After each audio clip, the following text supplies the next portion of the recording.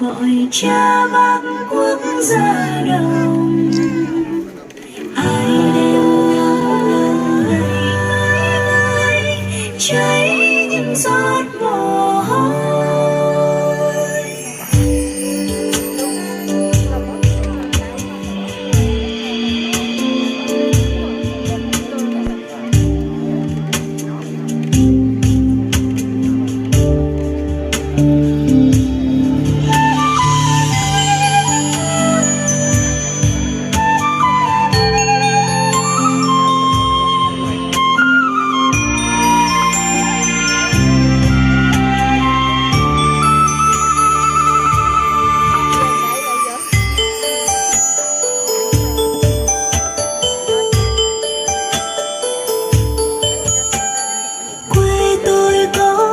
Dịu vi vu xa xôi mấy che làng, trưa dưới mái đình rêu phong là mong mắt ngày thơ.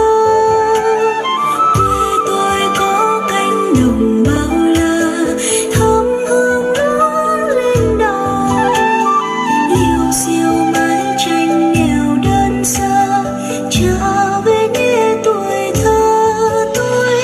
Quê tôi sắp tính và tiếng gà gọi cha bác quốc gia đồng.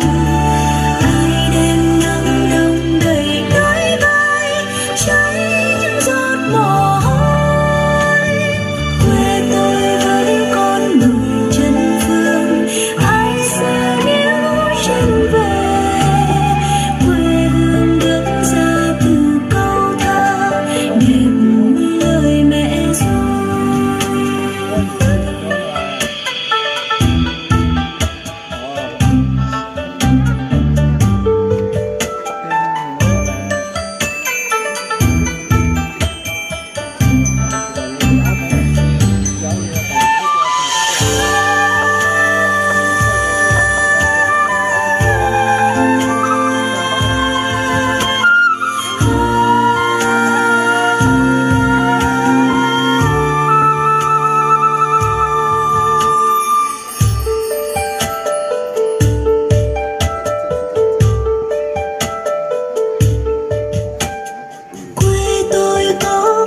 Dịu vi vu xa xôi mấy che làng, trưa dưới mái đình rêu phong là mong mắt ngày thơ. Quê tôi có cánh đồng bao la, thơm hương lúa lên đò, liêu xiêu mái tranh nghèo đơn sơ trở về nghe tuổi thơ. Quê tôi sắp tính mà tiếng gà gọi cha bác quốc gia đồng. Ai đêm nắng đông đầy đôi vai cháy những giọt mồ hôi.